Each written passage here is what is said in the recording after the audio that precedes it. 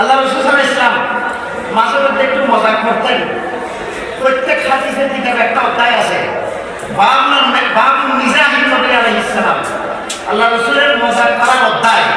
একটু মজাক করা সুন্নাত।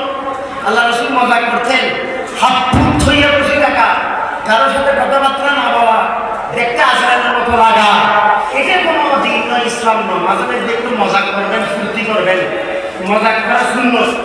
আল্লাহ রাসূল মজাক করতেন।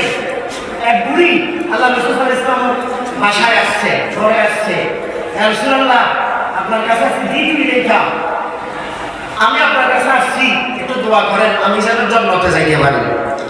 আল্লাহ রাসূল বললেন, কোন বুড়ি জান্নাতে যাইবেন না। এই কথা বলি আল্লাহ রাসূল মসজিদে চলে গেছে। ওই বুড়ি মা হযরত আয়েশা সিদ্দিকার ঘরে বসে এমন কান্না করতেছে। আমাদের আয়েশা বলে, কান্দেন কেন? কান্দি, আল্লাহ রাসূলের কাছে আসছি, দোয়া নিব, জান্নাতে যাবো।